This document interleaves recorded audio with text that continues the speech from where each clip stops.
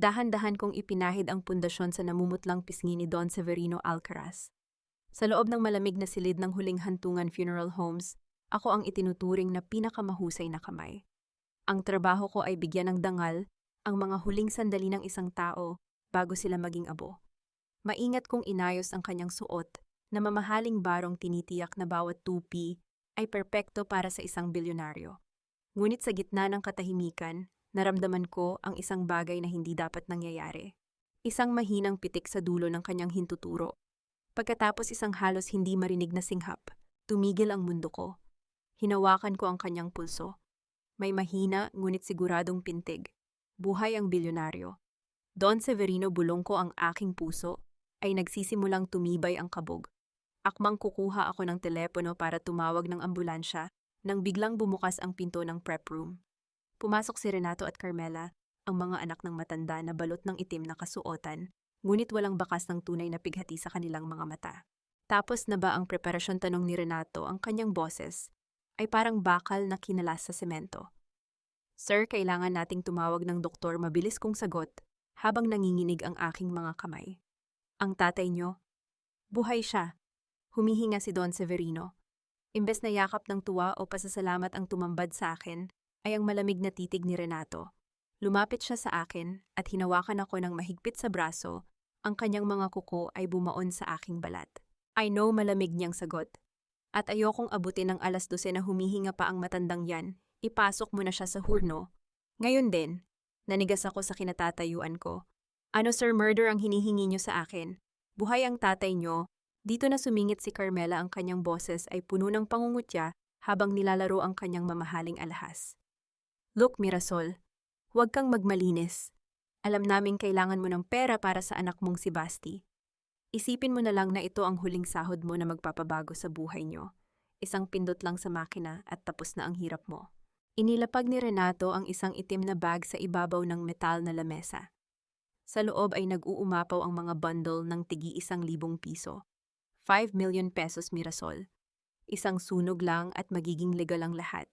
Pero kung pipiliin mong maging bayani, tinitiyak ko sa iyo bago lumabas ang araw, ikaw at ang anak mo ang unang itatapon ko sa hukay. Naramdaman ko ang paglamig ng aking sikmura. Ang gintong pagkakataon ay nakabalot sa dugo. Tumingin ako kay Don Severino na tila nagsusumamo, ang mga mata sa ilalim ng nakapikit na talukap. At pagkatapos ay sasako ng pera. Ang yusiche ay unti-unting napalitan ng isang matalas at lohikal na kaisipan. Hindi ako pwedeng umiyak. Hindi ako pwedeng sumigaw. Ang emotion ay luho na hindi ko kayang bayaran sa sandaling ito. Huminga ako ng malalim, hinayaan kong lamunin ng yelo ang aking damdamin. Dahan-dahan kong binitiwan ang espongha at hinarap si Renato. Ang aking mukha ay naging kasing tigas ng marmol. I want the money up front, sabi ko sa boses na walang anumang panginginig. At gusto ko lumabas na kayo rito. I don't want witnesses while I do my job. Ngumisi si Renato, isang ngising puno ng tagumpay at panghahamak. That's my girl. Sabi ko na nga ba, pare-pareho lang tayong may presyo. Binagsak niya ang bag sa aking paanan at sinenyasan ang kanyang kapatid na lumabas. Nang sumara ang pinto, muling nabalot ng katahimikan. Ang silid maliban sa mahinang ugong ng cremation machine sa kabilang pader. Tumingin ako sa CCTV camera sa itaas. At alam kong nakabantay sila. Hindi ako kumilos ng labas sa normal. Dahan-dahan kong kinuha ang bag ng pera, ngunit sa ilalim ng aking apron ng aking mga daliri, ay mabilis na may pinindot sa aking cellphone. Hindi ako papatay para sa pera, pero hindi rin ako magpapakamatay para sa prinsipyo. Kung gusto nila ng palabas, bibigyan ko sila ng isang engrandeng dula-dulaan. Mabilis akong lumapit sa laundry bin sa sulok at kinuha ang makapal na kumot. Don Severino, bulong ko sa tenga ng matanda habang mabilis na tinatanggal ang mga kable sa kanyang dibdib. Kung gusto niyo pang mabuhay, kailangan nating dumaan sa impyerno. Nagsimula ang tunog ng makina, ang init ay unti-unting lumalaganap sa silid. Itinulak ko ang kabaong patungo sa bumubukas na pinto ng hurno, ngunit sa isang mabilis at kalkuladong galaw, hinila ko ang katawan ng matanda, pababa sa ilalim ng cart, kung saan nakatago ang madilim na espasyo ng laundry bin. Ang kabaong na pumasok sa apoy ay walang laman kundi mga lumang gulong at basura para lumikha ng itim na usok. Habang pinapanood ko ang paglamon ng apoy sa walang lamang kabaong, naramdaman ko ang pagbigat ng bag ng pera sa aking balikat. Ito ang unang hakbang. Pinunasan ko ang isang butil ng pawis sa aking noo at tumingin sa pintuan. Alam kong naghihintay sila sa labas para sa abo, ngunit hindi nila alam na ang daladala ko ay ang mitya ng kanilang pagkawasak. Paglabas ko, sinalubong ako ni Renato. "Is it done?" Tumingin ako ng diretso sa kanyang mga mata, walang kurap. "He's gone, sir. Exactly like you wanted." Tinalikuran ko sila habang bitbit ang bag, ngunit bago ako makalayo, narinig ko ang boses ni Carmela na nagpataas ng balahibo ko sa batok. "Teka, Mirasol, bakit amoy goma ang usok? At nasaan ang singsing na suot ni Papa?" Huminto ako. Ang aking kamay ay mahigpit na nakakuyom sa handle ng laundry bin kung saan nakatago ang bilyonaryo. Kung lilingon ako, dapat ay may handa na akong kasinungalingan na kasing talas ng labaha. Hindi ako kumurap habang nakaharap kay Carmela. Ramdam ko ang malapot na pawis na dumadaloy sa aking likod, ngunit ang aking mukha ay nanatiling kasing lamig ng pormalin. Ang tanong niya tungkol sa amoy ng goma at sa singsing ni Don Severino ay isang patibong na kailangan kong lundagan ng may katumpakan. Ang amoy goma, ma'am, ay dahil sa industrial sealant na ginamit ko para masiguradong hindi lalabas ang anumang bahid ng chemical sa labas ng horno habang nagaganap ang proseso. Ang sagot ko sa boses na walang bahid ng pag-aalinlangan. Tungkol naman sa singsing, hindi ba't iyon ang utos nyo na walang ititira? Kung gusto nyo, maaari nating ihinto ang makina at buksan ang horno ngayon din, pero babalaan ko kayo, hindi maganda ang itsura ng isang katawan na kalahating sunog na. Nakita ko ang pandidiri sa mukha ni Carmela. Mabilis siyang nag-iwas ng tingin at kinuha ang kanyang panyo para takpan ang ilong. Si Renato naman ay tumangulang, tila kontento na sa aking paliwanag. "Huwag na, tapusin mo na yan, Mirasol. Ipadala mo na lang ang abo sa mansyon bukas ng umaga." Nang makaalis ang magkapatid, mabilis akong kumilos. Hindi sapat ang oras. Ang tunay na Don Severino ay nasa loob ng laundry bin, nakabalot sa makakapal na kumot at nakatago sa ilalim ng mga maduming linen. Ilang minuto bago ang kanilang pagdating, mabilis kong pinalitan ang katawan ng matanda ng isang silicone model na ginagamit namin sa pagsasanay sa pag-aayos ng mukha ng mga biktima ng aksidente. Ang uling at basura sa loob ng kabaong ang nagbigay ng itim na usok na naging tuntungan ng aking kasinungalingan. Itinulak ko ang laundry cart palabas ng preparation room patungo sa likod na bahagi ng punerarya. Ngunit bago ko marating ang exit, isang mataba at mabigat na kamay ang humarang sa akin. Si Tia Sonia, ang manager ng Huling Hantungan, na kilala sa pagiging sakim. "Saan mo dadalhin yan, Mirasol, Ma'am?" Tanong niya, ang kanyang maliliit na mata ay nakatitig sa itim na bag na bitbit ko. At ano itong narinig ko mula sa mga tauhan ni Renato Alcaraz? May malaki ka raw na natanggap na tip. Tumigil ako at tinitigan siya ng diretso sa mata. "Hindi ito tip, Sonia. Ito ay bayad sa aking pananahimik. At kung gusto mong manahimik din ako tungkol sa 2 milyong piso na kinupit mo mula sa retirement fund ng mga manggagawa rito para ipatalo sa kasino, hahayaan mo akong dumaan." Napaatras si Sonia, ang kanyang mukha ay nawalan ng kulay. Alam niya na hindi ako nagbibiro. Sa loob ng 5 taon ko rito, naging kolektor ako ng mga sikreto at ngayon ang oras para gamitin ang mga iyon. "Umalis ka na. Wala akong nakita." Nauutal niyang sabi bago mabilis na tumalikod. Sa labas, bumubuhos ang malakas na ulan ng Maynila. Ang langit ay tila nakikiramay sa aking pagtakas, binubura ang anumang bakas ng aking mga hakbang. Isinakay ko ang laundry bin sa likod ng aking lumang van. Habang nagmamaneho ako patungo sa isang abandonadong bodega sa madilim na bahagi ng Tondo, naramdaman ko ang panginginig ng aking sariling mga kamay. Hindi dahil sa takot, kundi dahil sa adrenaline. Pagdating sa bodega, maingat kong inihiga si Don Severino sa isang makeshift na higaan. Ang amoy ng lumang bakal at alikabok ay bumabalot sa paligid. Inilabas ko ang aking toolkit at sinimulang suriin ang kanyang kalagayan. Ang kanyang pulso ay mas lumakas na, ngunit ang kanyang hininga ay gurgling tanda na may tubig o lason pa rin sa kanyang katawan. Kailangan ko ng gamot, kailangan ko ng kagamitan, ngunit hindi ako pwedeng pumunta sa ospital. Sa gitna ng dilim, hinawakan ko ang tanging alahas na meron ako ang isang pirasong gintong hikaw na pamana pa ng aking ina. Ito ang aking huling sandata. Isasangla ko ito para mabuhay ang taong ito. Biglang isang mahinang ungol ang narinig ko mula sa higaan. Dumilat ang mga mata ni Don Severino, puno ng kalituhan at sakit. Hinawakan niya ang aking braso, ang kanyang mga kuko ay bumaon sa aking balat, gaya ng ginawa ni Renato kanina, ngunit ang sa kanya ay isang pagsusumamo para sa kaligtasan. Gael, ang tanging salitang lumabas sa kanyang tuyong labi. Hanapin mo, si Gael? Sino si Gael Don Severino? Tanong ko habang pinapahid ang pawis sa kanyang noo. Ngunit muli siyang nawalan ng malay. Kinuha ko ang aking cellphone para tingnan kung may balita tungkol sa paghahanap sa akin, ngunit isang mensahe ang nagpalamig ng aking dugo. Isang hindi kilalang numero ang nagpadala ng isang litrato.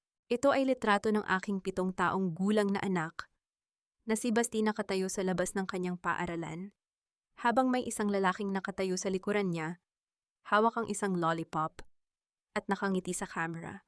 Ang caption ng litrato ay maikling ngunit nakakamatay. Ang bilis lumaki ng bata. Sayang naman kung hindi na siya aabot sa kanyang susunod na birthday. Nasaan ang matanda Mirasol?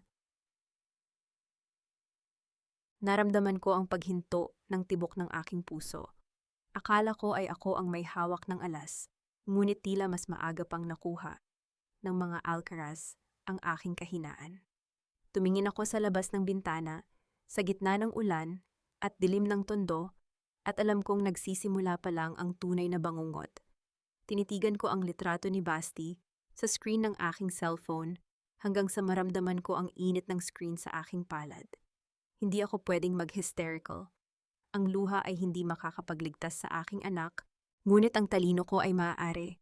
Mabilis akong tumawag sa isang matandang madre sa kumbento ng Santa Maria, ang tanging tao na pinagkakatiwalaan ko sa buhay. Sa loob ng 3 minuto, tiniyak niya sa akin na ligtas nang nakuha si Basti mula sa paaralan at nasa loob na ng makakapal na pader ng simbahan. Nakahinga ako ng maluwag ngunit ang galit sa aking dibdib ay lalong tumalim. Tumingin ako kay Don Severino na muling nahulog sa malalim na pagkakatulog. Huwag kayong mag-alala, Don Severino. Gagawin nating impyerno ang buhay ng mga anak nyo.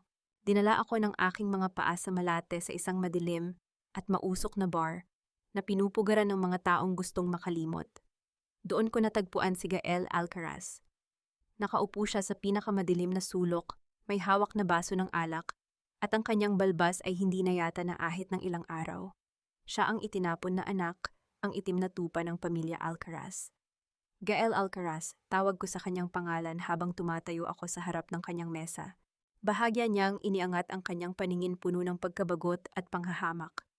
Kung isa ka sa mga kolektor ni Renato, sabihin mo sa kanya na wala siyang makukuha sa akin, kundi ang gitnang daliri ko. Umalis ka na, miss. Nag-aaksaya ka ng oras. Hindi ako natinag. Naupo ako sa harap niya at inilapag ang aking mga kamay sa lamesa. Hindi ako kolektor, ako ang taong nagligtas sa tatay mo mula sa hurno ng cremation kanina lang. Tumawa si Gael, isang tuyo at mapait na tawa. Patay na ang matanda, nakita ko sa balita. Sinunog na siya ng mga kapatid kong buwaya. Ngayon kung wala kang ibang sasabihin kundi mga kwentong barbero, lubayan mo ako. Buhay si Don Severino, Gael. At ikaw ang tanging taong hinahanap niya bago siya mawalan ng malay. Malamig kong sagot. Dinala ko siya sa isang ligtas na lugar, pero kailangan ko ng tulong mo para protektahan siya. Hindi ko kayang labanan ang makinarya ni Renato ng mag-isa. Tumayo si Gael at hinawakan ako ng mahigpit sa panga. Sino ka ba talaga? Isa ka ba sa mga tauhan ni Renato na gustong paglaruan ang isipan ko? Gusto niyo bang paasahin ako para mas lalo niyo akong mawasak? Hindi ako kumurap. Ang pangalan ko ay Mirasol, isang hamak na tauhan sa punerarya na ayaw maging mamamatay tao. Kung hindi ka naniniwala, tingnan mo ito. Inilabas ko ang gintong singsing na may tatak ng pamilya Alcaraz. Ang singsing na kinuha ko mula sa daliri ni Don Severino bago ko pinalitan ang kanyang katawan. Nanlaki ang mga mata ni Gael. Alam niya ang singsing na iyon. Iyon ang singsing na kailanman ay hindi inalis ng kanyang ama. Binitiwan niya ang aking panga at tila nawala ng lakas na napaupo. Totoo nga, buhay ang matanda. Ngunit bago pa kami makapag-usap, nang mas malalim biglang bumukas ang pinto ng bar. 3 lalaking naka-jacket na itim ang pumasok, ang kanilang mga mata ay mabilis na naghahanap sa loob ng kadiliman. Nakita ko ang bahagyang pag-umbok ng baril sa kanilang mga bewang. Mga tauhan ni Renato, bulong ko. Kailangang nating umalis dito, ngayon din. Hindi na nagtanong si Gael. Hinawakan niya ang aking kamay at mabilis kaming dumaan sa kusina ng bar. Ang amoy ng panis na mantika at usok ay sumalubong sa amin. Narinig namin ang pagbagsak ng mga silya sa likuran namin, tanda na nakita na nila kami. Tumakbo kami sa madidilim na eskinita ng Malate. Ang tunay na takbo ng aming mga paa ay sinasabayan ng malakas na pintig ng aking puso. Kabisado ni Gael ang bawat sulok ng lugar na ito. Pumasok kami sa isang makitid na lagusan sa pagitan ng dalawang gusali at doon ay tumigil kami para huminga. Bakit ka sinusundan ng mga yan? Tanong ni Gael habang hinihingal. Dahil hawak ko ang tanging bagay na makakapagpabagsak sa kanila, sagot ko habang kinukuha ang aking cellphone. Ngunit sa sandaling iyon nag-vibrate ang aking telepono. Isang tawag mula sa isang unknown number. Sinagot ko ito at inilagay sa loudspeaker. Mirasol, pang boses ni Renato ay kasing lamig ng kamatayan. Akala mo ba ay matalino ka na dahil nakatago ka sa tondo? Huwag mong kalilimutan na ang kumpanya ko ang nag-donate ng mga GPS tracking system sa lahat ng sasakyan ng huling hantungan. At ang van na minamaneho mo kasalukuyang nakaparada sa labas ng isang bodega sa tondo kung saan nandoon ang tatay ko. Nanigas ako. Sa sobrang pagmamadali ko nakalimutan ko ang pinakasimpleng bagay, ang teknolohiya. Say hello to your son for me, Mirasol, dagdag ni Renato bago niya pinatay ang tawag. Tumingin ako kay Gael at sa kanyang mga mata ay nakita ko ang parehong galit na nararamdaman ko. Ang daga ay nakahanap na ng kanyang leyon, ngunit ang kanilang lungga ay kasalukuyan ng nilulusob ng mga buwaya. Tiningnan ko ang screen ng television sa loob ng isang maliit na karinderya sa kanto. Ang mukha ko ay nakapaskil sa bawat news channel. Ginagamit ni Renato ang kanyang kapangyarihan at pera para maghabi ng isang madilim na kwento. Ayon sa balita, ako ay isang baliw at desperadong manggagawa na nagnakaw ng bangkay ni Don Severino para humingi ng ransom. Ipinapakita nila ang mga peking dokumento at mga saksing binayaran para sirain ang aking dangal. Grabe naman ang babaeng yan, walang respeto sa patay. Narinig kong bulong ng isang ale sa tabi ko. Dama ko ang hapdi sa aking dibdib. Ang dangal na iningatan ko sa loob ng maraming taon ay dinudumihan ng mga taong ang kaluluwa ay mas maitim pa sa uling. Ngunit sa halip na maiyak, naramdaman ko ang isang malamig na determinasyon. Kung gusto ni Renato ng giyera sa harap ng publiko, bibigyan ko siya ng isang laban na hindi niya malilimutan. Gael, manatili ka rito at bantayan mo ang tatay mo. Utos ko kay Gael habang inaayos ko ang aking buhok. May kailangan akong tapusin. Saan ka pupunta? Huhulihin ka nila, Mirasol, babala ni Gael. Hindi nila ako mahuhuli kung ako ang kusang lalapit. Sagot ko ng may tipid ng ngiti. Pagkalipas ng isang oras, huminto ang isang taxi sa harap ng presinto sa Maynila. Nagkagulo ang mga reporter nang makita nila akong bumaba. Sa halip na magtago o takpan ang aking mukha, naglakad ako ng tuwid, ang aking ulo ay nakataas. Sa loob ng presinto, nandoon na si Renato kausap ang hepe ng pulisya. Suot ang kanyang maskara ng isang nagdadalamhating anak. Nandito na ang kriminal. Sigaw ni Renato nang makita niya ako. Akma niya akong susugurin, ngunit humarang ang mga pulis. Nasaan ang tatay ko, Mirasol? Nasaan ang bangkay niya? Napakasama mong tao. Tinitigan ko siya ng diretso sa mga mata. Ang aking katahimikan ay tila isang pader na unti-unting nagpapagiba sa kanyang kumpiyansa. Officer, nandito ako hindi para sumuko, kundi para maghain ng reklamo para sa harassment at grave threats laban kay Renato Alcaraz. Ang aking boses ay malinaw at kalmado, nangingibabaw sa ingay ng silid. Tumawa ng nakakaloko si Renato. Harassment, magnanakaw ka, kidnapper. Lumapit ako sa kanya ng sapat lang para marinig niya ang aking bulong habang ang mga pulis at media ay nakatingin sa aming bawat galaw. Sigurado ka bang gusto mong ituloy ang palabas na ito, Renato? Nakalimutan mo yata na bago ko sinunog ang tatay mo, may iniwan akong maliit na regalo sa loob ng prep room. Bahagyang nanginig ang panga ni Renato. Anong sinasabi mo? Ang video recording ng usapan nating tatlo ni na Carmela. Pagsisinungaling ko ng may matinding paninindigan. Ang sandaling inalukan niyo ako ng 5 milyon para patayin ang sarili niyo pang ama.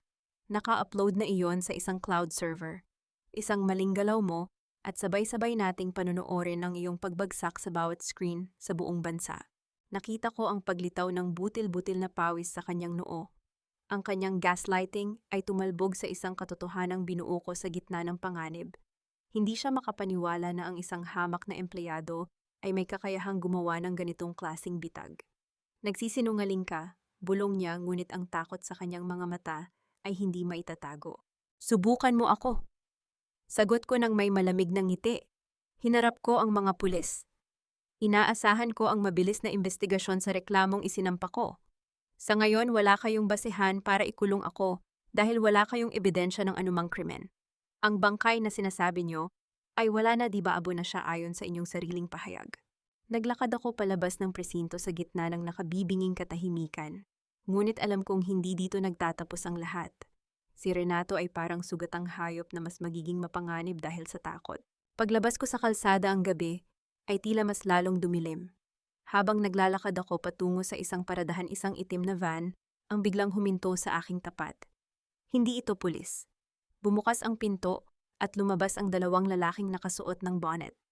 Ngunit ang mas nakakatakot ay ang amoy na kasunod nila, ang masangsang at matapang na amoy ng asido. Utos ni Ma'am Carmela, sabi ng isa sa kanila habang itinataas ang isang bote ng chemical. Kung hindi ka raw makuha sa santong dasalan, kukunin ka sa santong pasasalan. Sayang ang ganda mo, Mirasol. Hindi ako gumalaw nang makita ko ang pagbukas ng takip ng bote ng asido. Sa ilalim ng malamig na liwanag ng street lamp, ang likido sa loob ay tila kumukutitap ng may masamang banta. Ang takot ay isang pakiramdam na matagal ko nang ibinaon, kasama ng mga patay na inaayusan ko. Kaya sa halip na tumakbo, hinigpitan ko ang hawak sa aking mabigat na bag, ang bag na naglalaman ng aking mga kagamitan bilang mortician. Nang iangat ng lalaki ang kanyang kamay para isaboy ang asido, mabilis akong dapa sa semento. Narinig ko ang mahinang tunog ng likido na tumama sa pader ng gusali sa aking likuran, kasunod ng usok, at ang nakakangilong tunog ng pagkatunaw ng pintura at semento. Hindi ako nag-aksaya ng segundo.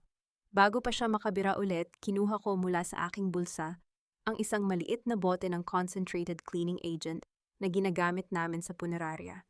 Mabilis ko itong isinaboy ng diretso sa mga mata ng lalaking may hawak ng asido. Isang matinding sigaw ng sakit ang bumasag sa katahimikan ng gabi. Binitawan niya ang bote ng asido at napahawak sa kanyang mukha. Hindi ko na hinintay ang kanyang kasama. Mabilis akong tumakbo patungo sa kabilang kalsada kung saan naghihintay ang isang tricycle. Sa kumbento ng Santa Maria, bilis utos ko sa driver habang hindi ko inaalis ang tingin sa likuran. Pagdating sa kumbento, sinalubong ako ni Sister Teresa. Sa loob ng isang maliit na silid, nakita ko si Basti na mahimbing na natutulog. Habang tinititigan ko ang kanyang inosenteng mukha, naramdaman ko ang pananaig ng galit kaysa sa pagod. Dahan-dahan ko siyang ginising para magpaalam. Niyakap ako ni Basti ng mahigpit. Nay, amoy bulaklak ka pa rin, bulong niya. Tinutukoy ang amoy ng pabangong ginagamit ko para tabunan ng amoy ng formalin. Magpakabait ka rito kay Sister Basti. Babalik si nanay, pangako, sabi ko habang pilit kong pinapatigas ang aking boses. Hinalikan ko siya sa noo at mabilis na tumalikod. Hindi ako pwedeng magtagal.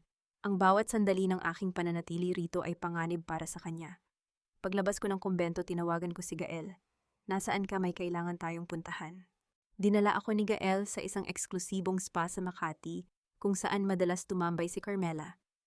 Alam kong hindi ako papapasukin ng security, kaya ginamit ko ang aking autoridad bilang isang taong wala nang takot mawala. Naglakad ako ng diretso sa reception, suot ang aking maduming uniforme at ang aking mukhang puno ng determinasyon. I am Mirasol de la Peña. Tell Carmela Alcaraz that I have the medical records of her father's last 10 years, malamig kong sabi sa receptionist. Sa loob ng 5 minuto, nasa loob na ako ng isang pribadong kwarto. Doon nakahiga si Carmela, balot ng mamahaling putik at nakapikit ang mga mata. Nang marinig niya ang aking mga hakbang, dahan-dahan siyang dumilat. Ang lakas din ng loob mong pumunta rito, Mirasol, sabi niya habang nakangisi. Hindi ka ba natunaw ng regalong ipinadala ko kanina? Lumapit ako sa kanya sapat na para maamoy niya ang formalin na kumapit sa aking balat. Listen to me carefully, Carmela. You touch my son again, and I will make sure you look like a corpse before you actually become one. I know how to preserve skin, but I also know how to destroy it. Don't test the woman who handles death for a living. Nawala ang ngisi sa mukha ni Carmela. Nakita ko ang pagdaan ng tunay na takot sa kanyang mga mata. Bago siya makapagsalita, inilapag ko ang isang maliit na vial sa kanyang tabi. Alam niyo ba kung ano ito? Ito ang digoxin na nakuha ni Gael mula sa cabinet ni Renato. Isang gamot sa puso na kapag sumobra ay nagiging lason. Ito ang dahilan kung bakit namatay ang tatay niyo, hindi ba tumayo si Carmela balot ng takot at galit. Umalis ka rito, guards. Naglakad ako palabas ng may ngiti sa aking mga labi. Alam kong naitanim ko na ang binhi ng pagdududa sa pagitan nilang dalawang magkapatid. Bumalik ako sa safe house kung saan nandoon si Gael at Don Severino. Nadatnan ko si Gael na nakaupo sa tabi ng kanyang ama, hawak ang isang lumang bote ng gamot. Mirasol, tama ka, sabi ni Gael. Ang kanyang boses ay nanginginig sa puot. Sinuri ko ang dosage. Overdose ang ibinibigay nila kay Papa sa loob ng maraming taon. Pakonti-konti hanggang sa bumigay ang puso niya. Sa sandaling iyon, narinig namin ang isang mahinang pag-ubo mula sa higaan. Si Don Severino ay dahan-dahang nagmulat ng mata. Ang telebisyon sa sulok ng silid ay kasalukuyang nagpapakita ng isang press conference ni Renato kung saan nagkukunwari siyang umiiyak para sa kanyang ama. Itinuro ni Don Severino ang screen gamit ang kanyang nanginginig na daliri. Ang kanyang mga mata ay nanlaki sa matinding emotion at mula sa kanyang tuyong labi ay lumabas ang isang paos, ngunit malinaw na salita. Killer, Renato. Killer. Nagkatinginan kami ni Gael. Ang biktima ay gising na at ang katarungan ay nagsisimula ng huminga. Ngunit sa labas narinig namin ang tunog ng mga gulong ng sasakyan na humihinto sa harap ng bodega. Maraming sasakyan. Mabilis kaming nakalabas ni Gael sa likurang bahagi ng bodega bago pa man tuluyang mapalibutan ng mga itim na sasakyan ang lugar. Salamat sa madidilim na eskinita ng tondo na kabisado ko at sa luma ngunit mabilis na motor ni Gael, nailikas namin si Don Severino patungo sa isang ligtas na kuta, isang maliit na fishing boat sa pampang ng Manila Bay, na pag-aari ng isa sa mga taong pinagkakautangan ko ng loob. Ngunit alam kong hindi kami pwedeng magtago na lamang. Ang depensa ay para sa mga mahihina. Ang mga Alcaraz ay kailangang atakihin sa kanilang sariling lungga. Kinabukasan ang Hacienda Alcaraz ay balot ng puting mga bulaklak. Nag-oorganisa sina Renato at Carmela ng isang magarbo, ngunit mapagkunwaring memorial dinner para sa kanilang yumao na ama. Suot ang isang uniforme ng catering staff na ninakaw ko mula sa isang delivery van, madali akong nakapasok sa loob ng mansion. Ang aking mukha ay nakayuko, ang aking buhok ay nakatali ng mahigpit sa ilalim ng isang hairnet, at ang aking mga mata ay nakatago sa likod ng makapal na salamin. Habang naglalakad ako sa malawak na dining hall, narinig ko ang boses ni Renato at Carmela mula sa itaas na balkonahe. Nag-aaway sila. Ano ba, Renato, sabi mo ay hawak mo na ang lahat? Bakit nakatakas pa rin ang babaeng yan? Singhal ni Carmela habang humihigop ng mamahaling wine. Tumigil ka, Carmela, kung hindi mo sinubukang talsikan ng asido ang babaeng yan. Sa harap ng maraming tao, hindi sana tayo naging sentro ng atensyon ng mga pulis. Sagot ni Renato sa boses na puno ng pait. Hayaan mo siya. Kapag nakuha na natin ang pirma ng judge para sa execution ng bagong will, wala na siyang magagawa kahit buhay pa ang matanda. Nagpatuloy ako sa aking paglalakad patungo sa library ng mansion, ang lugar kung saan alam kong itinatago ni Renato ang mahahalagang dokumento. Ang bawat hakbang ko sa makintab na sahig ay tila isang tibok ng puso sa gitna ng katahimikan. Nang makatiyempo, mabilis akong pumasok at nilock ang pinto mula sa loob. Ang library ay amoy lumang papel at sigarilyo. Sa ilalim ng isang nakatagong cabinet sa likod ng portrait ni Don Severino, natagpuan ko ang hinahanap ko. Ang orihinal na huling habilin ni Don Severino. Nang buksan ko ito, nanlaki ang aking mga mata. Hindi pala sina Renato o Carmela ang pangunahing tagapagmana. Ang malaking bahagi ng yaman ay nakapangalan sa isang babaeng nagngangalang Elena at sa kanyang magiging mga anak. Sino si Elena? At bakit gustong-gusto itong burahin ni Renato? Kinuha ko rin ang isang maliit na bote ng gamot mula sa ibabaw ng lamesa ni Renato, ang digoxin na ginagamit nila para unti-unting patayin ang kanilang ama. Ito ang huling piraso ng ebidensya na kailangan ko. Paalis na sana ako nang marinig ko ang tunog ng susi sa pinto. Mabilis akong nagtago sa likod ng makakapal na kurtina. Pumasok si Tia Sonia, ang manager ng punerarya, kasama si Renato. Renato, kailangan ko ng dagdag na pera, sabi ni Sonia nang may pagkairita. Masyadong malaki ang panganib na ginagawa ko. Alam ni Mirasol ang tungkol sa mga ghost employees ko sa punerarya at kung magsasalita siya, tapos na ako. Wala ka nang makukuha sa akin, Sonia. Malamig na sagot ni Renato. Gawin mo ang trabaho mo or ikaw ang isusunod ko sa hurno. Nang makalabas ang dalawa, lumabas ako sa aking pagtatago. Ngunit sa kasamaang palad nakasalubong ko si Renato sa madilim na hallway. Huminto siya, ang kanyang ilong ay tila may naamoy na kakaiba. Ang amoy ng aking pabango, isang halo ng lavender at ang manipis na bakas ng formalin na hindi kailanman nawawala sa aking balat. Teka, sabi ni Renato habang dahan-dahang humaharap sa akin. Kilala ko ang amoy na yan. Hindi ako tumakbo. Tumingin ako sa kanya ng diretso, ang aking mga mata ay puno ng malamig na pangungutya sa likod ng salamin. Ang amoy ng kamatayan, Renato, o ang amoy ng iyong sariling pagbagsak. Bago pa siya makasigaw, narinig namin ang isang malakas na tunog mula sa control room ng mansion. Ang lahat ng mga pinto at bintana ay biglang nagsara ng sabay-sabay, ang mga bakal na rehas ay bumaba mula sa kisame. Isang lockdown. Anong nangyayari, Pulp? Sigaw ni Renato sa kanyang radyo. Sir, may pumasok sa system natin, nakalock ang buong mansion mula sa labas. Sagot ng security.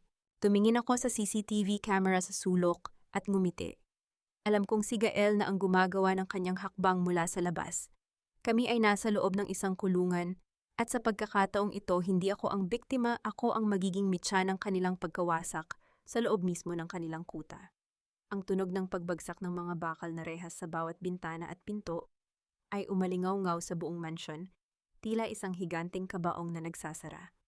Sa gitna ng madilim na hallway, ang tanging nagbibigay ng liwanag ay ang mga pulang emergency light na nagpapakitang nanlilisik na mga mata ni Renato. Mirasol, ang boses niya ay gurgling sa galit, parang hayop na nakakulong. Ikaw nga, ang dumi ng punerarya ay dinala mo sa loob ng bahay ko. Hindi ako kumilos. Hinawakan ko ng mahigpit ang tray na dala ko, ngunit ang aking mga daliri ay nakahanda na sa bulsa ng aking apron, kung saan nakatago ang isang maliit na scalpel, ang gamit ko sa pag-ayos ng mga tahi ng mga yumaong sumailalim sa autopsya. Ang bahay na ito ay hindi sa iyo, Renato. Ito ay pag-ari ng taong pilit mong pinapatay. Guards, dakpin ang babaeng iyan. Sigaw ni Renato sa kanyang radyo, ngunit tanging static at ingay ang sumagot sa kanya. Huwag ka nang mag-aksaya ng laway. Malamig kong sabi habang dahan-dahan akong umaatras patungo sa library. Ang system nyo ay hawak na ng taong itinapon nyo. Walang makakarinig sa iyo, walang makakapasok at walang makakalabas. Biglang sumulpot si Carmela mula sa kabilang dulo ng hallway.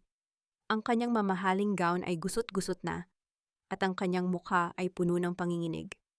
Renato, anong nangyayari? Bakit ayaw bumukas ng pinto sa master's bedroom? I'm trapped here with this commoner. Shut up, Carmela, Copantam. Lumingon si Renato sa akin. At akmang susugurin ako nang biglang namatay ang lahat ng ilaw.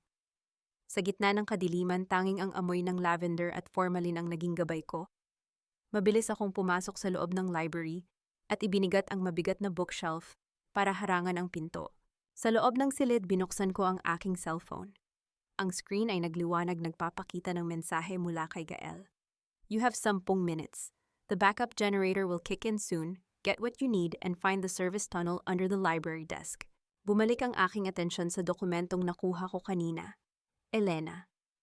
Sino si Elena? Hinalughog ko ang mga drawer hanggang sa makita ko ang isang lumang envelope na may tatak ng isang law firm sa Paris. Sa loob ay may isang litrato, isang magandang babae na may parehong mga mata ni Gael. Sa likod ng litrato, may nakasulat sa sulat kamay ni Don Severino kay Elena, ang aking tanging asawa sa harap ng Diyos. Patawad kung kailangan nating magtago. Isang malakas na kalabog sa pinto ang bumasag sa aking konsentrasyon. Mirasol, ibigay mo sa akin ang diwa. Alam kong nahanap mo iyon, sigaw ni Renato mula sa labas. Ginagamit niya ang isang mabigat na bagay para wasakin ang pinto. Renato, bakit ka natatakot? Sigaw ko pabalik habang mabilis kong kinukunan ng litrato ang bawat pahina ng dokumento. Natatakot ka ba na malaman ng buong mundo na ikaw at si Carmela ay mga anak sa labas? Na ang lahat ng yaman nyo ay dapat mapunta kay Gael at sa alaala ni Elena? Hindi totoo yan, baliw ka nan. Bulyaw ni Carmela na tila naroon na rin sa labas ng pinto. Ang nanay namin ang reyna ng bahay na ito. Ang nanay nyo ay isang babaeng ginamit ang utang ni Don Severino para pilitin siyang magpakasal. Sabi ko nang may halong pangungutya, habang ang tunay niyang mahal ay itinago niya sa ibang bansa para protektahan mula sa inyo. Ngunit ngayon, ang katotohanan ay wala na sa dilim. Narinig ko ang pagkabitak ng kahoy ng pinto. Ilang sandali na lang at makakapasok na sila. Mabilis kong itinulak ang mabigat na lamesa ni Don Severino at nakita ko ang isang maliit na trangka sa ilalim ng carpet. Ang service tunnel. Bago ako bumaba, kinuha ko ang bote ng digoxin at inilapag ito sa gitna ng lamesa, kasama ang isang peking kopya ng diwa na mabilis kong kinuha mula sa basurahan kanina. Nang tuluyang mawasak ang pinto, nakapasok sina Renato at Carmela na may hawak na mga baril. Ngunit ang tanging nakita nila ay ang tila isang bakanting silid. "Nasaan siya?" Sigaw ni Renato. Nakita niya ang dokumento sa lamesa at mabilis itong kinuha. Ha! Akala niya ay matalino siya, hawak ko na ang ebidensya. Ngunit ang hindi alam ni Renato, ang dokumentong hawak niya ay ang version kung saan nakasulat na ang lahat ng ari-arian niya ay ililipat sa isang charity fund para sa mga biktima ng lason, isang patibong na inihanda ko para lalong siyang magwala. Habang gumagapang ako sa makitid at madilim na tunnel, narinig ko ang galit na sigaw ni Renato mula sa itaas. "Mirasol, papatayin kita. Hinding-hindi ka makakalabas ng hasyenda." Ang tunnel ay amoy lupa at lumang semento. Sa dulo nito nakita ko ang isang maliit na liwanag. Ngunit paglabas ko sa gitna ng masukal na hardin ng hasyenda, hindi si Gael ang sumalubong sa akin. Isang matalim na dulo ng baril ang naramdaman ko sa aking sentido. "Sabi ko na nga ba dito ka lalabas?" Bulong ni Tia Sonia, ang kanyang mukha ay tila demonyo sa ilalim ng liwanag ng buwan. "Akin na ang bag, Mirasol. Ang 5 milyon ay maliit na halaga kumpara sa makukuha ko mula kay Renato kapag ibinigay ko sa kanya ang ulo mo." Ang pumakit, ang malamig na dulo ng baril sa aking sentido ay tila yelo na nagpapatigil sa daloy ng aking dugo. Ramdam ko ang panginginig ng kamay ni Tia Sonia, hindi dahil sa takot, kundi dahil sa adrenaline ng kasakiman. Ang amoy ng lupa sa hardin at ang malansang amoy ng pawis ni Sonia ay naghalo, lumilikha ng isang atmosfera ng kamatayan. "Ibibigay mo sa akin ang bag, Mirasol." Ang boses ni Sonia ay mabilis at hinihingal. "Huwag mong subukan ang pasensya ko. Alam mong kaya kong kalabitin ito." Dahan-dahan kong itinaas ang aking mga kamay, ngunit ang aking isipan ay mabilis na nagkakalkula. Tiningnan ko siya ng diretso sa mga mata sa ilalim ng liwanag ng buwan. Ang aking boses ay nanatiling patagwalang bahid ng pagmamakaawa. "Sonia, sa tingin mo ba ay hahayaan ka ni Renato na mabuhay kapag nakuha na niya ang bag na ito?" Tanong ko sa kanya. "Sa sandaling ibigay mo sa kanya ang mga dokumento, ikaw na ang susunod na itatapon sa hurno. Ikaw ang tanging saksing natitira na nakakaalam ng lahat ng dumi niya. You're not an ally to him, Sonia. You're just a loose thread that needs to be burned." Nakita ko ang bahagyang pag-aalinlangan sa kanyang mga mata. "Nagsisinungaling ka. Nangako siya sa akin ng 5 milyon at proteksyon sa ibang bansa." "Proteksyon pan?" Napangisi ako ng bahagya, isang mapait na ngiti. Ang proteksyon ni Renato ay isang bala sa ulo o lason sa kape. Tingnan mo si Don Severino. Sarili niyang ama na gawa niyang unti-unting patayin. Ano pa kaya ang isang katulad mo na ginamit lang niya para sa kanyang mga plano? "Tumigil ka," sigaw niya at lalong idiniin ang baril sa aking ulo. Sa sandaling iyon, narinig namin ang tunog ng mga yabag ng paa mula sa direksyon ng mansyon. Ang mga flashlight ng mga security guard ay nagsisimulang magsipagsabog ng liwanag sa madilim na hardin. Papalapit na sila. "Sonia, mamili ka." Bulong ko, ang aking boses ay naging mas mabilis. "Ibigay mo sa akin ang baril at tumakas tayo habang may oras pa. O hintayin mo silang makarating dito at panoorin kung paano ka itutumba ni Renato sa harap ko." Bago pa makasagot si Sonia, isang malakas na putok ang bumasag sa katahimikan ng gabi. Ngunit hindi ito galing sa baril ni Sonia. Isang bala ang tumama sa puno ng nara sa aming tabi, nagpabagsak ng mga dahon at balat ng kahoy. "Nandyan sila, putukan niyo," sigaw ng isang boses mula sa dilim. Si Renato iyon. Dahil sa gulat, bahagyang lumuwag ang pagkakahawak ni Sonia sa baril. Hindi ko na pinalampas ang pagkakataon. Gamit ang aking kaalaman sa anatomy, mabilis kong hinawakan ang kanyang pulso at pinihit ito sa isang anggulo na nagdulot ng matinding sakit sa kanyang nerves. Napabitaw siya sa baril at napaluhod sa sakit.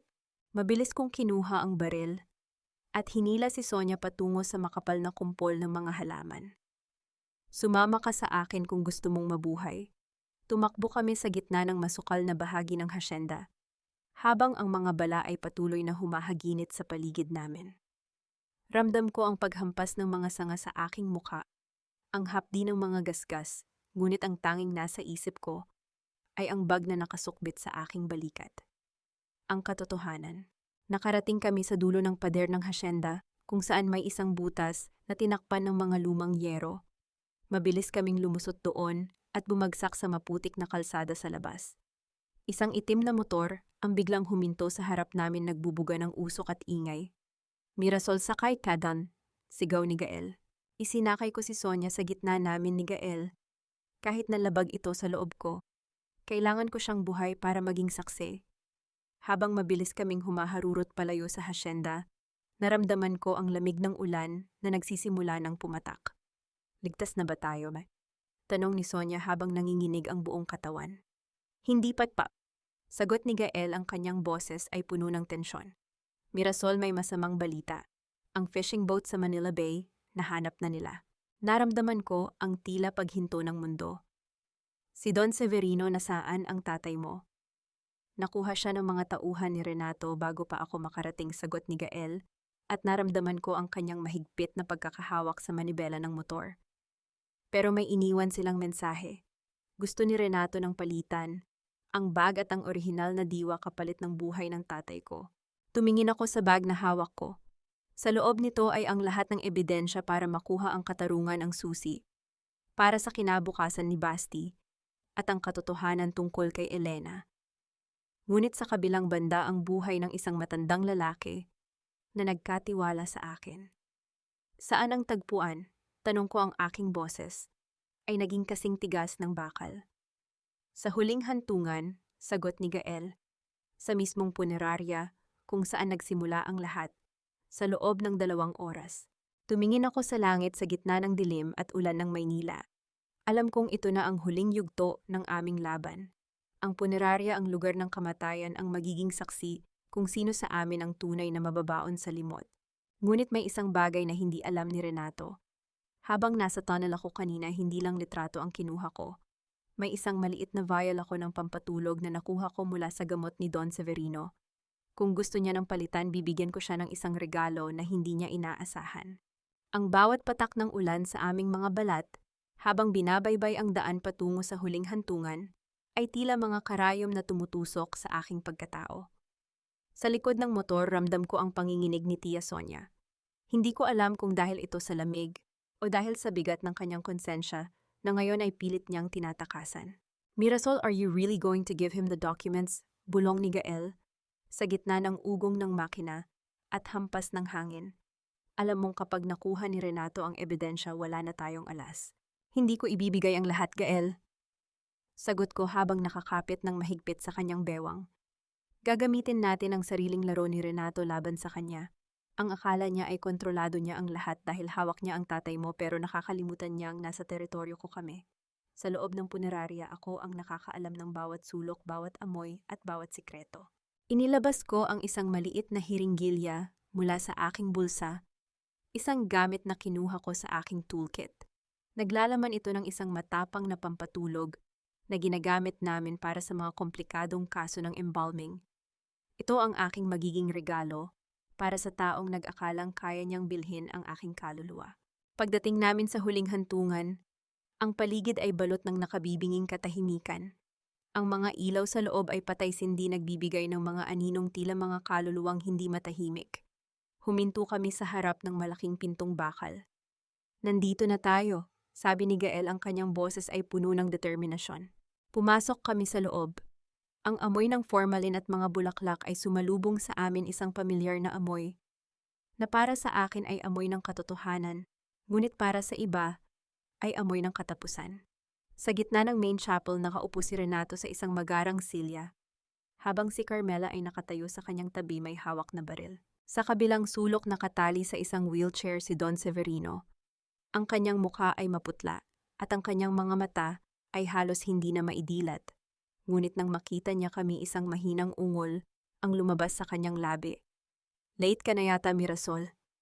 Bungad ni Renato, ang kanyang boses ay umaalingaw-ngaw sa loob ng kapilya. "Ibigay mo na ang bag at baka sakaling payagan ko pa kayong makalabas ng humihinga. Nasaan ang katiyakan na hindi mo kami itutumba pagkatapos mong makuha ang gusto mo?" Tanong ko habang dahan-dahang naglalakad patungo sa gitna. "Renato, hindi ako tanga. Alam kong may mga sniper ka sa paligid." "Wala kang choice," sigaw ni Carmela. "Ibigay mo na ang bag." Dahan-dahan kong ibinaba ang bag sa sahig, ngunit bago ko ito bitawan, tumingin ako kay Tia Sonia. "Sonia, ngayon ang oras para patunayan mong may natitira ka pang dangal. Sabihin mo sa kanila ang totoo." Nanginginig na humakbang si Sonia. "Renato, may kopya si Mirasol ng lahat. Kahit makuha mo yan, may mga dokumentong nakaschedule na isend sa bawat news agency sa bansa kung hindi siya makakabalik ng buhay." Isang kasinungalingan, ngunit sapat na para mag-alinlangan si Renato. Sa sandaling iyon, naramdaman ko ang pagdaan ng isang malamig na hangin, ang signal ni Gael na nakapasok na siya sa likod ng ventilation system. "Gusto mo nang palitan, ta?" sabi ko kay Renato. "Lumapit ka rito, kunin mo ang bag sa kamay ko at pakawalan mo ang tatay mo." Habang dahan-dahang lumalapit si Renato, ang bawat hakbang niya ay tila isang ticking bomb. Nang maabot na niya ang bag, mabilis kong itinusok ang hiringgilya sa kanyang braso. Isang mabilis na galaw na hindi niya inaasahan. Anong ginawa mo?" Nauutal niyang sabi habang dahan-dahang nawawalan ng balanse.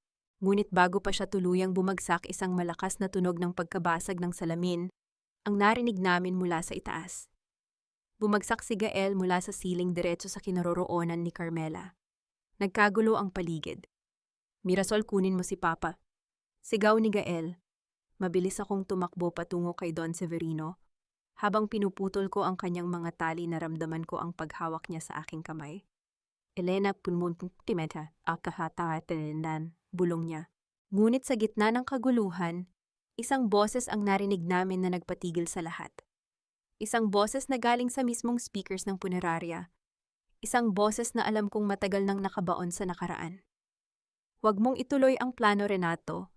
Hawak namin ang anak ni Mirasol." Nanigas ako. Tumingin ako sa monitor sa pader.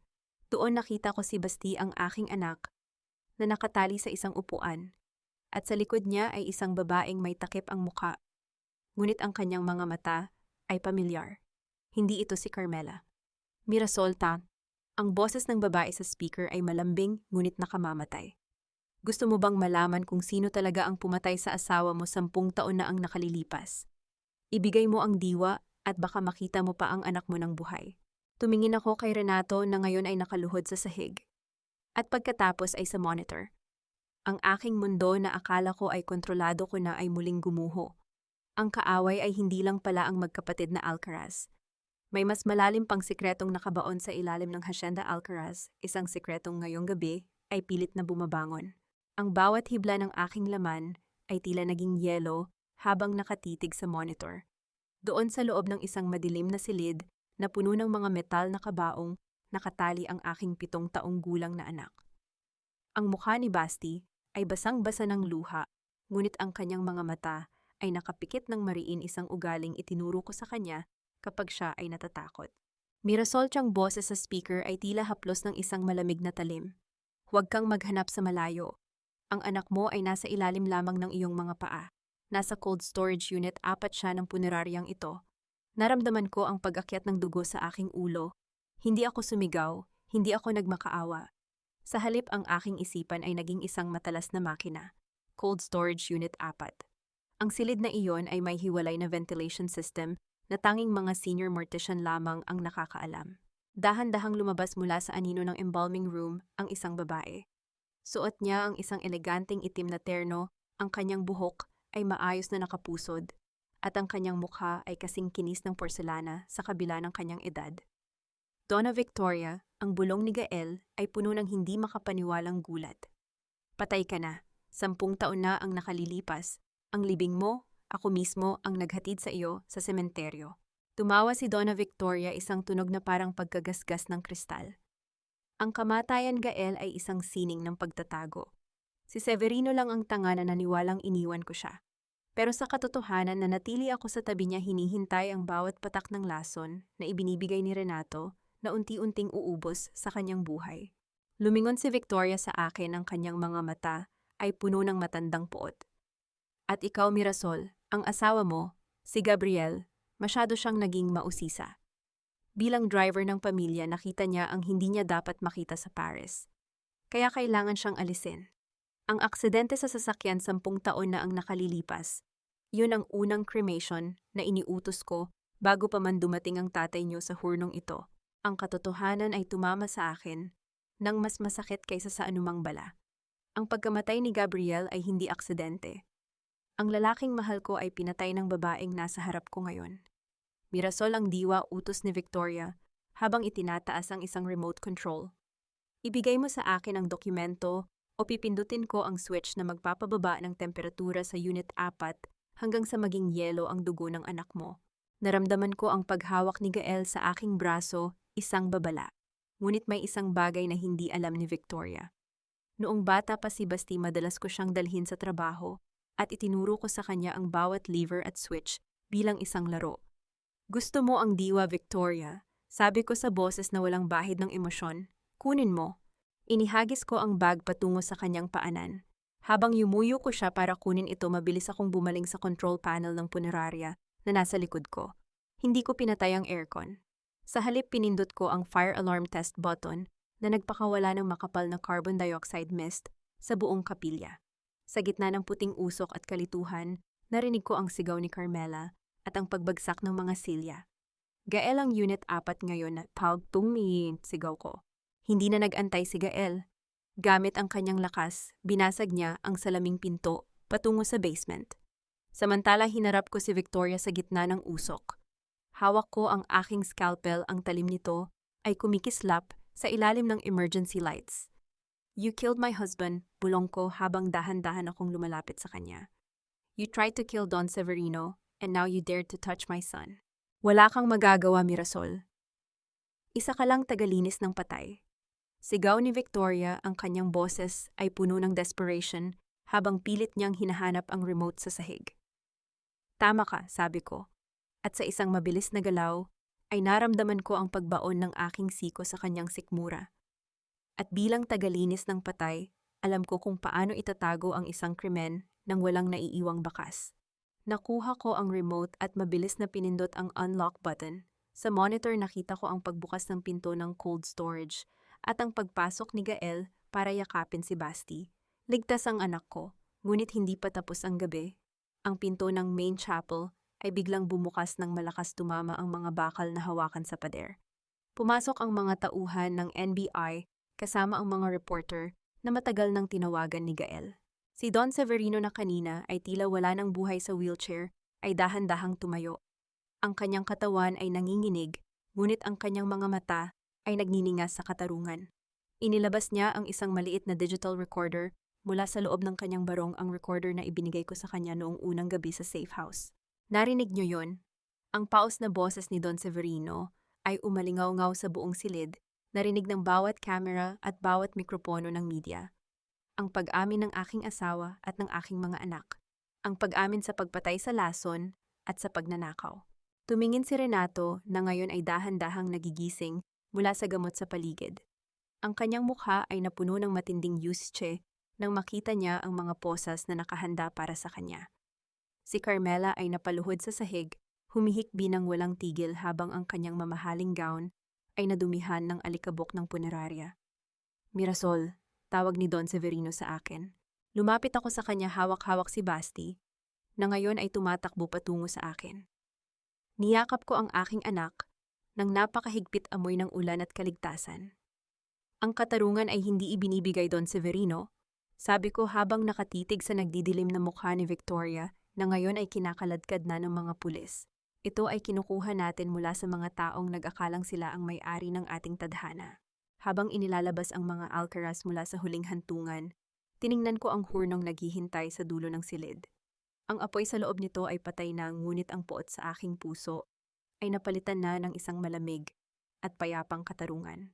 Sa wakas, ang mga patay ay maari nang mamahinga at ang mga buhay ay maaari nang magsimulang muli. Ngunit bago pa man tuluyang mailabas si Victoria, lumingon siya sa akin at may ibinulong na nagpabilis muli ng aking tibok ng puso. Akala mo ba ay tapos na ito, Mirasol? Hindi mo pa nababasa ang huling pahina ng diwa ni Elena. 6 na buwan ang mabilis na lumipas mula nang huling bumukas ang mga pinto ng horno sa huling hantungan para sa isang kasinungalingan. Ngayon ang sikat ng araw sa Manila Bay ay tila may dalang bagong pag-asa malayo sa malapot na dilim ng mga nakaraang gabi. Nakatayo ako sa balkonahe ng isang bagong gusali, ang Gabriel and Elena Foundation, isang institusyong binuo para sa proteksyon ng mga manggagawa at mga naulila ng kawalang katarungan. Dinalaw ko si Victoria sa kulungan noong 1 linggo. Wala na ang kanyang gilas, wala na ang kanyang kapangyarihan. Nakasuot siya ng kulay kahel na uniforme, ang kanyang mga kamay, na dati ay puno ng diamante, ay magaspang na at nanginginig. Hindi ako pumunta roon para mangutya. Pumunta ako para ipakita sa kanya ang huling pahina ng diwa ni Elena, ang dokumentong akala niya ay magliligtas sa kanya. Mirasol, ang boses ni Victoria ay tila isang tuyong dahon sa hangin. Anong sabi ng papel? Tinitigan ko siya ng malamig. Sabi sa huling pahina, ang lahat ng yaman ni Elena na iniwan sa kanya ni Don Severino ay hindi mapupunta sa mga Alcaraz. Nakasulat dito na ang lahat ng ari-arian ay ipinagkakatiwala sa anak ni Gabriel, ang aking anak na si Basti. Ibinunyag ni Elena sa kanyang sulat na si Gabriel ay ang nawawalang anak nila ni Severino bago pa man kayo dumating sa buhay niya. Pinatay mo ang sarili mong stepson, Victoria, at dahil doon nawala sa inyo ang lahat. Ang pagsigaw ni Victoria sa likod ng rehas ay hindi ko na narinig habang naglalakad ako palabas. Ang kanyang yusiche ay wala nang puwang sa aking mundo. Si Renato at Carmela naman ay kasalukuyang nag-aaway sa loob ng kanilang mga selda, sinisisi ang isa't isa habang unti-unting nauubos ang kanilang mga tagapagtanggol dahil wala na silang pambayad. Bumalik ako sa kasalukuyan nang maramdaman ko ang isang maliit na kamay na humahawak sa aking palad. Si Basti, suot ang kanyang uniforme sa paaralan, ay nakatingin sa akin nang may malawak na ngiti. Naitara na po, hinihintay na tayo ni Lolo Severino sa loob. Sa loob ng opisina, nadatnan ko si Don Severino na masigla na at nakaupo sa kanyang wheelchair kasama si Gael na ngayon ay tumatayong CEO ng Alcaraz Group. Ngunit hindi na ito ang kumpanyang puno ng kasakiman. Ito ay kumpanyang nagsisilbi na sa bayan. Mirasol, tawag ni Don Severino, ang kanyang mga mata ay puno ng pasasalamat. Salamat sa pagpili sa katotohanan kaysa sa 5 milyong piso na inialok sa iyo noon. Ngumiti ako ng tipid. Ang pera ay nauubos, Don Severino, pero ang kakayahang makatulog ng mahimbing sa gabi dahil malinis ang iyong konsensya, iyon ang tunay na kayamanan. Tinanong ako ng marami kung napatawad ko na ba sila. Ang patawad ay isang salitang madaling bitawan pero mahirap panindigan. Pinatawad ko ang tadhana sa mga pagsubok na ibinigay nito, ngunit ang hustisya ay nananatiling kailangang ipatupad. Natutunan ko na ang pagkakaroon ng mabuting puso ay dapat laging may kasamang matalas na isipan. Ang pagiging naway o kamatayan ay hindi ibig sabihin na magiging biktima ka habang buhay. Habang pinapanood ko ang paglubog ng araw, naramdaman ko ang kapayapaan. Ang amoy ng formalin at kamatayan ay tuluyan nang napalitan ng amoy ng bagong pahina ng libro at ang sariwang hangin ng kalayaan. Wala na ang takot. Wala na ang pagdududa. Ako si Mirasol de la Peña. Dati ay taga-ayos lamang ako ng mga patay, ngunit ngayon ako na ang arkitekto ng aking sariling buhay. Ang katarungan ay nakamit, ang dangal ay naibalik, at sa gitna ng mga abo ng nakaraan, isang rosas na gawa sa bakal, ang muling namukadkad, matibay, matapang, at hinding-hindi na muling mayuyurakan.